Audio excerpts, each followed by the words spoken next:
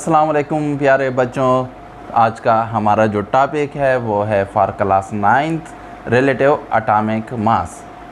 Relative atomic mass जो है उसकी तो हम डेफिनेशन तो पढ़ लेते हैं अक्सर स्टूडेंट, लेकिन उसके जो कंसेप्ट है वहाँ तक पहुँचना बहुत ही मुश्किल होता है स्टूडेंट्स के लिए उस डेफिनेशन की बदौलत। ठीक है, डेफिनेशन आप रट लेंगे, कोई वो नहीं है, लेकिन जब तक आपका कंसेप्ट क्लियर नहीं होगा तो आप डेफिनेशन की जो रूह है उस तक नहीं पहुंच पाएंगे कि वो डेफिनेशन में बताना क्या चाहता है। अगर डेफिनेशन मैं यहाँ पर लिख दूँ, जो डेफिनेशन है तो relative atomic mass, it is the mass of an atom of an element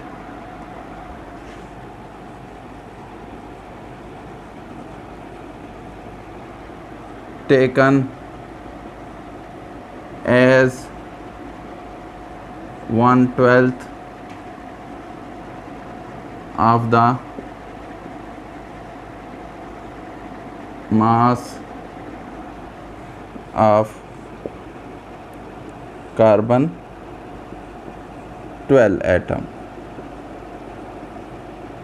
ठीक है, तो ये तो डेफिनेशन हो गई, लेकिन इस डेफिनेशन में जो है कोई एक्सप्लेनेशन नहीं है, कोई इजी आपको नहीं लग रहा होगा कि ये क्या बात हो रही है, इस स्टेटमेंट में क्या बात हो रही है, किसके बारे में हो रही है, 1/12 क्या चीज़ है, ठीक है, और कार्बन 12 क्या चीज़ है। तो इसके बारे में आपको कोई कंसेप्ट डेफिनेशन से नहीं आएगा, तो आते हैं हम इसको एक्सप्लेन करते हैं और आपका कंसेप्ट क्या करते हैं, फुली क्लियर कर लेते हैं, आपको इजी वे में मैं समझाऊंगा।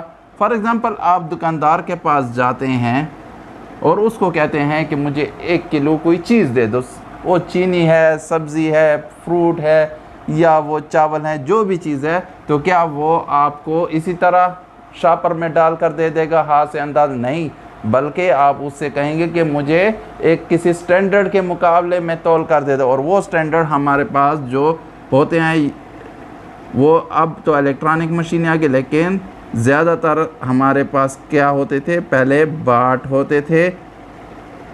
ठीक है, तराजू होता था, तराजू में स्टैंडर्ड जो एक तराजू में आपको बाट रख कर दे देते थे, जो एक स्टैंडर्ड होता था 1 kg का। ठीक है, फॉर एग्ज़ाम्पल ये उसने बाट रख दिया 1 kg का, जो लोहे का एक वो होता था स्फेरिकल शेप का, और एक उसमें आपकी जो चीज़ तोलनी है वो रख देता था। तो जब ये दोनों पर इक्विलिब्रियम में आ जाते थे तो आपको क्या कहते थे कि 1 kg हो गया आपकी सौदा वगैरह। लेकिन जब हम एटम के उसमें आते हैं तो एटम, अब हम ये एक सिर्फ कंसेप्ट, वरना एटम को आप कोई फिज़िकल बैलेंस से अभी तक नहीं वो कर सकते, क्योंकि एटम बहुत छोटी चीज़ है। तो फॉर एग्ज़ाम्पल, मैंने यहाँ पर डेफिनेशन के मुताबिक कार्बन 12 जो है उसका एटम रख दे। अब कार्बन 12 क्या चीज़ है? कार्बन 12 जो है कार्बन का आइसोटोप्स है, जो मोस्ट एबंडेंट है, और ये जो है 99.9% नेचर में पाया जाता है। ठीक है, तो ये मोस्ट एबंडेंट है, यानी इस कार्बन का जो मास है, कार्बन 12 का जो मास है वो 12 के बराबर है, क्योंकि उसमें 6 इलेक्ट्रॉन है, 6 प्रोटॉन है और 6 न्यूट्रॉन है। लेकिन mass of an atom depends upon the number of neutron and proton. ठीक है, इलेक्ट्रॉन का मास निग्लिजिबल होता है, तो इसलिए हम उसको कंसीडर नहीं करते हैं। हम इन दोनों के मास को कंसीडर, और इनके मास की वजह से हमारे पास क्या आता है, एटॉमिक मास। अब रिलेटिव एटॉमिक मास की तरफ आते हैं, तो इस कार्बन 12 के हम क्या करते हैं, इक्वल पार्ट्स बना लेते हैं 12।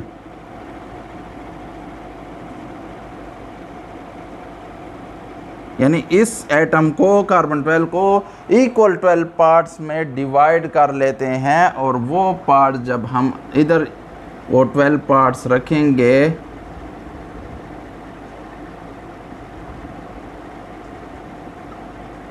तो क्या इन दोनों का मास बराबर होगा? बिल्कुल बराबर होगा, क्योंकि जितना मास इसका है उतने ही हमने बराबर हिस्से, हर हिस्से का एक दूसरे के बराबर ही मास है, तो वो 12 हिस्से हमने इधर रख दिए, यानी 12 यूनिट्स हमने रख दिए।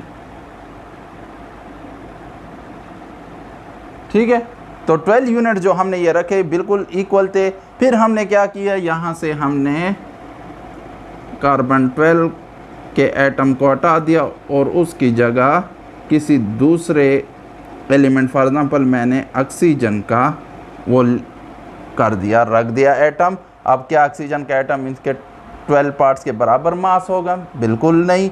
ये क्या होगा, उससे वज़नी होगा या हल्का होगा। अब हम देखते हैं, तो ये वज़नी हैवी हो जाता है और ये जो पल्ला है तराजू का वो क्या हो जाता है, वो नीचे की तरफ झुक जाता है और ये ऊपर की तरफ उठा। तो फिर हम क्या करते हैं, हमारे पास जो इक्वल पार्ट्स और पड़े हुए होते हैं कार्बन 12 के 12 पार्ट्स, उनमें से हम एक एक पार्ट्स यहाँ पर रख रहे होते हैं। तो ये हो गए 13 पार्ट्स, फिर 14 और 15, और फिर जब 16 पार्ट्स हम रखते हैं तो ये 16 पार्ट्स पर दोबारा इक्वल हो जाते हैं। ठीक है, तो 16 पार्ट्स पर जब इक्वल हो जाते तो हम इसको क्या कर लेते हैं कि हमने यहाँ पर कितने पार्ट्स रखे, 16, तो 16 यूनिट्स के बराबर इसका वज़न था। अब ये हर एक पार्ट क्या है, ये 1/12 हिस्सा है किसका,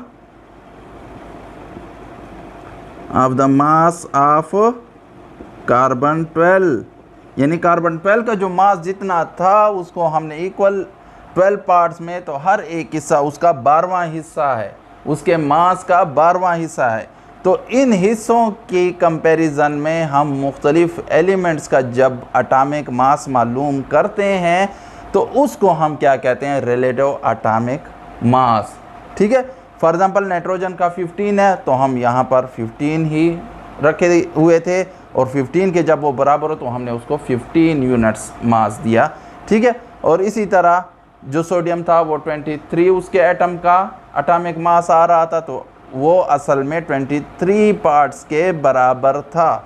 इसी तरह जो है हाइड्रोजन का 1 आ रहा था, तो उसका एक ही हमने पार्ट्स उठाए, यहाँ पर रखा, इधर हाइड्रोजन का एटम रखा, तो दोनों बराबर हुई। तो हमने कहा कि ये 1 पार्ट के बराबर है। तो ये डेफिनेशन ये बताती है कि ये कितने पार्ट्स के बराबर, जो हम वज़न निकालते हैं उसके मुकाबले में, इन पार्ट्स के मुकाबले में कार्बन 12 के जो हमने 12 पार्ट्स इक्वल किए थे, तो उनके मुकाबले में जो हम वज़न निकालते हैं, किसी एटम का मास मालूम करते हैं, तो वो क्या कहलाता है, रिलेटिव एटॉमिक मास कहलाता है।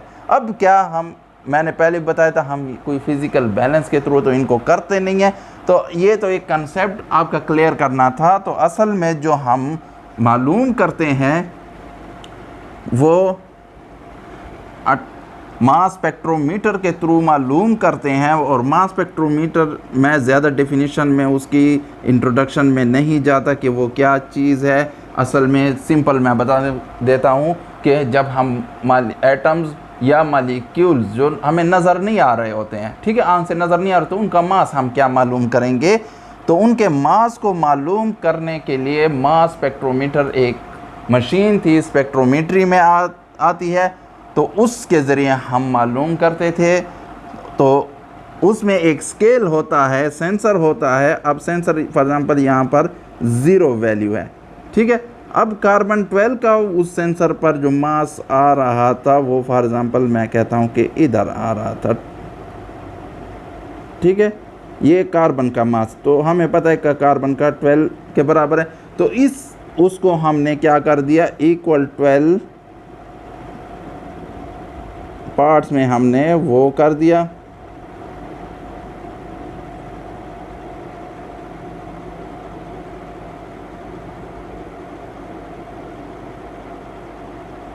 फॉर एग्जांपल मैं इसको इधर कर देता हूँ, ये 12 पार्ट्स, ठीक है। अब दूसरे एटम वो या हैवियर होंगे या लाइटर देन कार्बन होंगे, तो वो जहाँ पर भी गिरेंगे तो वहाँ तक हम इसी तरह 1 पार्ट बाय 1 पार्ट फासला करते जाएंगे, और वो फिर उनके जहाँ पर गिरे थे सेंसर दे रहे थे, तो वो जितने पार्ट्स के बराबर उसमें आ जाएंगे पार्ट्स, ठीक है, तो वो उसका एटॉमिक मास हो जाएगा। अब एक दूसरी चीज़ है, ठीक है, तो ये हम इस तरह मालूम कर लेते। फॉर एग्जांपल हाइड्रोजन का इधर आ रहा है 1 पर, ठीक है, वो इधर गिरा, तो उसका जब हमने देखा तो यहाँ से 0 से उसका फासला एक ही पार्ट के बराबर था, ठीक है। जिस तरह आप सेंटीमीटर और उसमें फिर मिलीमीटर होते हैं तो निशान लगे होते हैं, तो बिल्कुल ये उसी तरह स्केल होता है। अब हीलियम का, तो हीलियम का इधर आकर गिरा 4 पार्ट्स पर, ठीक है, उसका डिस्टेंस, तो उसका हमने क्या कर दिया कि हीलियम का 4 यूनिट मास है, ठीक है। मैं आगे अभी उसका यूनिट वो नहीं कर, क्योंकि वो फिर आगे हम डिफाइन करेंगे तो फिर वहाँ पर यूनिट देंगे। इसी तरह जो था ऑक्सीजन का था,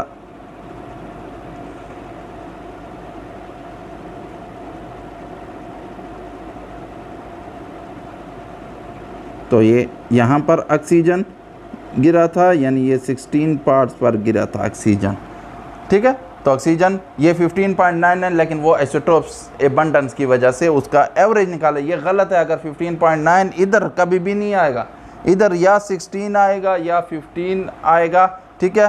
तो कभी भी आपको ऐसा नहीं आएगा कि 16 पॉइंट या 15 पॉइंट समथिंग, वो कभी भी नहीं आएगा। वो दूसरी एवरेज एटॉमिक मास, वो जहाँ अगर बुक में है तो गलत लिखा हुआ है, अगर 15.99 लिखा हुआ है वो एवरेज, तो या आपको कुछ इधर मिलेंगे यानी 15 वाले उस पर, और कुछ ज़्यादातर आपको 16 वाले पर मिलेंगे। तो यहाँ पर पीक आती है, उस पीक से हम डिटरमिन कितनी परसेंटेज आपकी एबंडेंस है आइसोटोप्स की। वो आइसोटोप्स को जो है वो अलग अलग गिरेंगे, कभी भी दरमियान में कोई नहीं गिरेगा 16 और 15 के दरमियान, ठीक है। तो इसी तरह हम नाइट्रोजन जो होगा वो 15 पर इधर गिरेगा,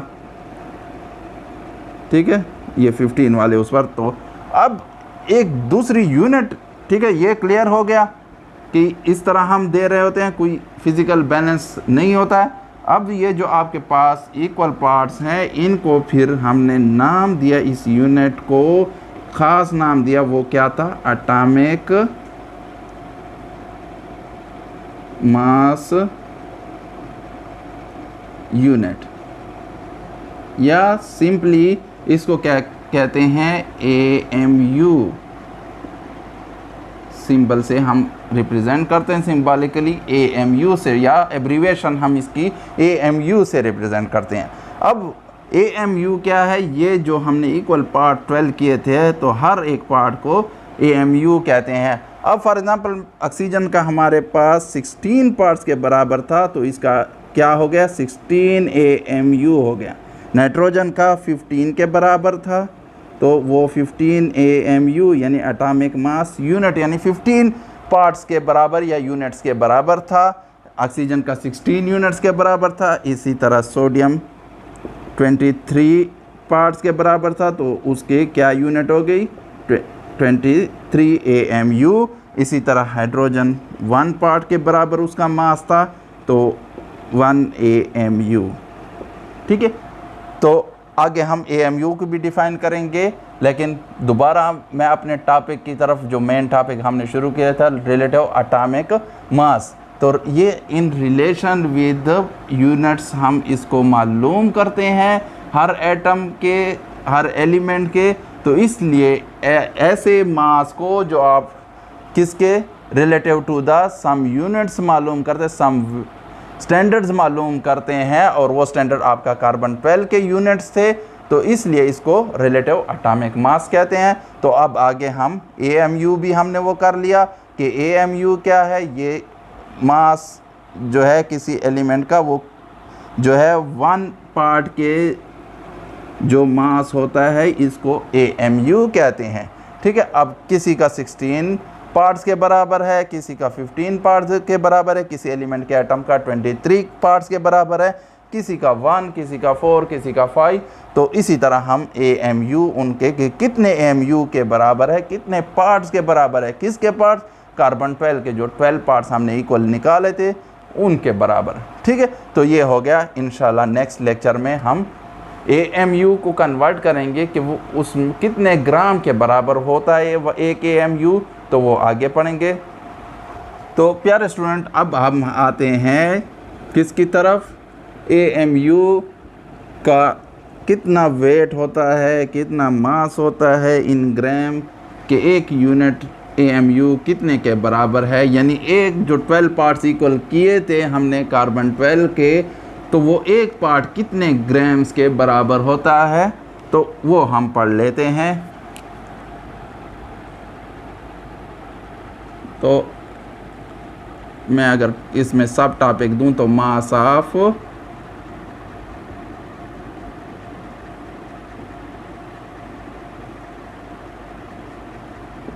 यू इन ग्राम्स, ठीक है। अगर मैं mass of 1 mole of carbon 12 वो करूं तो वो 1 मोल, एक एटम की बात नहीं कर रहा हूँ, 1 मोल। तो 1 मोल आगे हम पढ़ेंगे कि ये क्या होता है। जब एटॉमिक मास यूनिट की जगह हम ग्राम लगा दें, ठीक है, उनके मास की वैल्यू के साथ, तो वो 1 मोल बन जाता है। तो ये 12 AMU था, 12 AMU की जगह ग्राम मैंने लगा दिया, तो 12 ग्राम हो गया। अब इसमें 1 मोल में ये जो 12 ग्राम होता है, ये कितने उसके मास होता है मॉलिक्यूल्स या एटम्स का 1 मोल में। तो ये तो हो गया मास ऑफ 1 मोल था। अब mass of 1 atom of carbon 12, ठीक है। तो ये हो जाएगा 12 gram divided by number of atoms present in 1 मोल, जो हमें पता है एवोगैड्रो नंबर के बराबर होता है। वो एवोगैड्रो वैल्यू क्या है, 6.022 मल्टीप्लाई 10 की पावर 23 एटम्स। यानी 1 मोल में इतने एटम्स होते हैं कार्बन के, ठीक है। अब इस पर जब हम डिवाइड करते हैं तो ये हमारे पास तो ये हमारे पास वैल्यू आती है 1.99 मल्टीप्लाई 10 की पावर, ये ऊपर चले जाएंगे तो -23 ग्राम आ जाएंगे। अब ये जो मास आया है ये 1 एटम का आया है। अब हमें पता है कार्बन 12 को हमने कितने इक्वल पार्ट्स में तकसीम किया था, 12, तो वो 12 AMU आता था। तो 1 AMU का कितना होगा, तो अगर मैं वो करूं तो मास ऑफ 1 AMU, ठीक है, तो वो क्या हो जाएगा 1.99 मल्टीप्लाई 10 की पावर -23 डिवाइडेड बाय 12, ठीक है। ये 12 पार्ट्स का मास आ रहा है और 1 पार्ट्स का, फिर क्योंकि कार्बन 12 पार्ट्स पर मुश्तमिल है, यानी 12 AMU पर मुश्तमिल था, तो एक उसका एटम का इतना आ रहा था। तो 1 AMU का कितना आएगा, यानी 1 यूनिट का जो हमने पीछे पढ़ा था रिलेटिव एटॉमिक मास में जो 12 यूनिट बनाए, तो उसमें से कितना आएगा, तो इसको डिवाइड कर लेते हैं। तो ये हो गया 1.99 डिवाइडेड बाय 12, तो ये आता है 0.1658, ठीक है, मल्टीप्लाई 10 की पावर -23 ग्राम। अब इसकी राउंडिंग ऑफ डेटा भी कर लेते हैं और इसकी जो फ्रैक्शन है उसकी भी मूवमेंट कर देते हैं। तो ये 1.66 कर दें, या ये 67, इसका कोई वो नहीं है, ठीक है। मल्टीप्लाई ये 10 की पावर, ये अशारिया फ्रैक्शन इधर आया है, तो ये क्या हो जाएगा -24 ग्राम। तो 1 AMU की वैल्यू तकरीबन इतनी होती है। ये 1 AMU कितने के बराबर है ग्राम के, वो इतने ग्राम के बराबर है। या मास ऑफ 1 AMU कितने ग्राम में कितना होता है, तो वो ये वैल्यू हो गई आपकी 1.66, कहीं पर 1.67, ये कैलकुलेशन में ऊपर नीचे हो जाए, लेकिन पॉइंट के बाद है तो वो कोई वैल्यू नहीं रखती है। मल्टीप्लाई 10 की पावर -24 ग्राम। तो ये बहुत ही स्मॉल मास है, इंतहाई स्मॉल मास है। एक एटम का अगर ये मास है तो ये भी इंतहाई स्मॉल है और ये भी इंतहाई स्मॉल। तो हम किसी फिज़िकल बैलेंस, जो जितने भी हमारे पास बैलेंसेस फॉर वेटिंग सब्सटेंसेस हैं मौजूद हैं, तो वो किसी से भी हम अभी तक इनका मास नहीं कर सकते, निकाल नहीं सकते वैल्यू, उनका वेट हम नहीं कर सकते। ठीक है, तो हम ये रिलेटिव एटॉमिक मास इसलिए हम पढ़ते हैं और रिलेटिव एटॉमिक मासेस ही हमारे पास अभी तक मौजूद हैं। उन्हीं के मुताबिक हमने वैल्यू दिए to the masses of atoms of different elements. तो ये हो गया आपका टॉपिक। तो वीडियो को फुल देखने के बाद सबसे पहले लाइक करें वीडियो को, और अगर चैनल सब्सक्राइब नहीं किया हो तो चैनल को सब्सक्राइब भी कर लें, ताकि जो भी नया लेक्चर अपलोड हो केमिस्ट्री के बारे में तो उसकी नोटिफिकेशन आपको मिल सके और आपका कंसेप्ट मज़ीद क्लियर हो सके। प्यारे बच्चों, तो आज का ये हमारा टॉपिक ख़त्म हो गया। खुदा हाफिज़, इंशाल्लाह नेक्स्ट टॉपिक के साथ